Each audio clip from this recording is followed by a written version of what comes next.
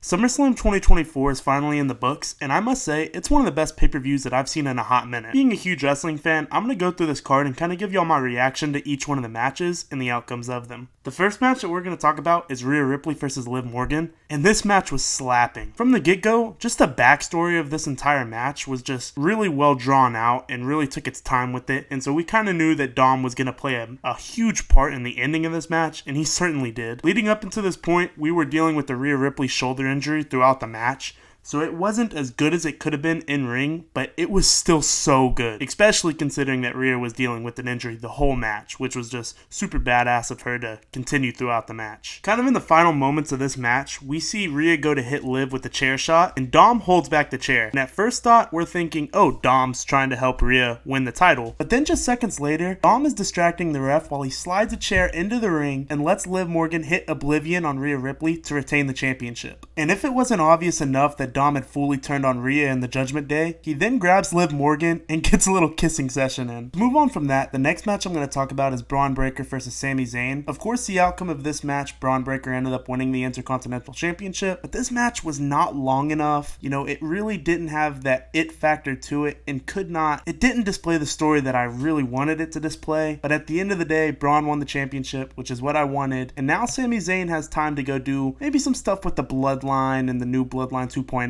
So overall, I'm happy with the outcome of this match. And the next match I'm going to talk about is Logan Paul versus LA Knight, and this is what I would probably call the match of the night. Throughout this, we see a ton of insane spots from Logan, and we even get a couple crazy spots from LA Knight as well. And I'm just overall really pleased with how this match turned out, especially with LA Knight finally getting his hands on some gold. I think this is exactly what WWE fans have been wanting for the last couple months. We want to see an LA Knight title run, and that's exactly what we're going to get.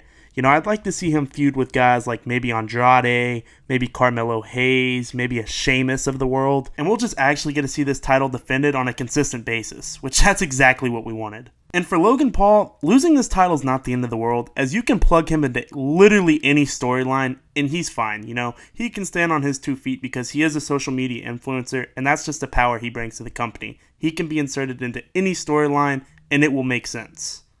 To move on from that banger of a match, next I'm going to talk about Bayley versus Nia Jax, and this one surprisingly kept me interested.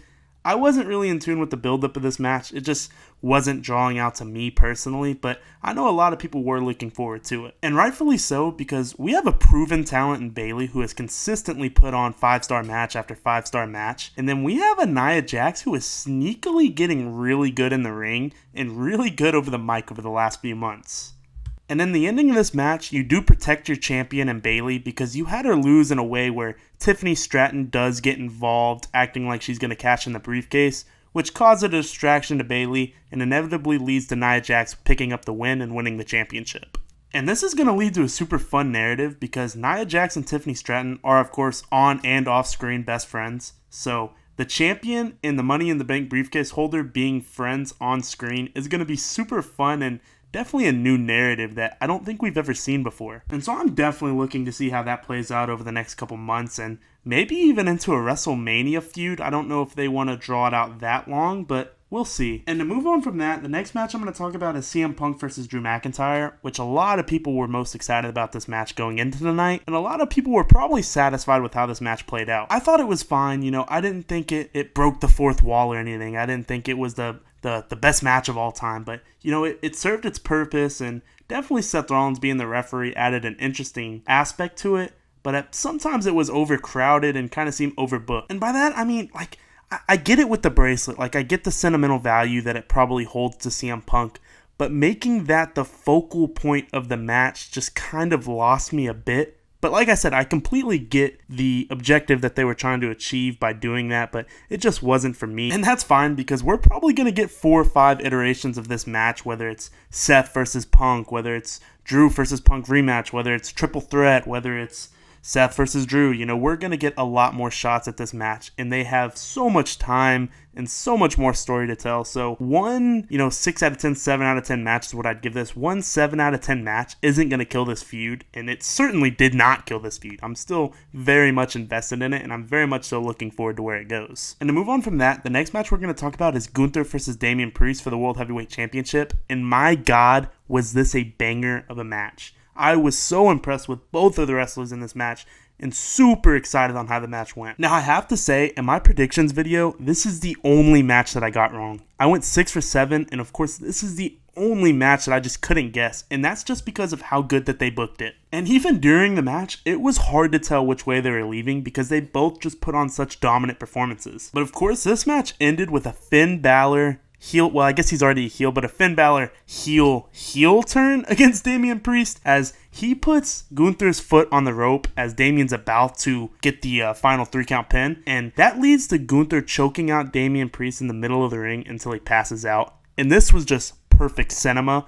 as Finn Balor stares at Damian Priest and is just sick and tired of how he's been treated in the Judgment Day. And I could have never saw a Dominic Mysterio heel turn and a Finn Balor heel turn against the Judgment Day all in one night. And the implosion of the Judgment Day really all just happened in the last 4 to 5 hours, and it's a lot to take in, but I'm really digging this angle. And to move on from that, we had the main event, Solo Sikoa versus Cody Rhodes for the WWE Universal title. And oh my gosh, as if the last match wasn't already good, this match was so freaking good, I can't even explain. Like, before we even talk about any of the involvements that happened in this match, I just want to say the portion of the match where it was just Cody and Solo wrestling was so impressive. By far the best work I've ever seen Solo Sikoa do, and he gained so much respect from me tonight, it's not even funny. But like I said, there were interventions in this match, you know. We did see Tongaloa and Tama Tonga come in. We did see Kevin Owens and Randy Orton take those two out. We did see Jacob Fatu come in. And just in the moment where we think, Cody might lose this belt, we hear Roman Reigns' theme hit, and we know shit is about to go down. And usually in a moment like this, you know, a guy like Roman would entertain the fact of helping Solo win, only to reveal that, no, he's actually here to help Cody win. No, Roman jumped in this ring and immediately got to work on Solo. It immediately took him out, then stares at Cody and just kind of, you can tell he's a little bit frustrated, like, man, I have to help this guy, you know, the guy that just ended my historic title reign. But at the end of the day, it's just, Solo's been talking that mess, and Roman had to come let him know, like, hey, I'm the original tribal chief.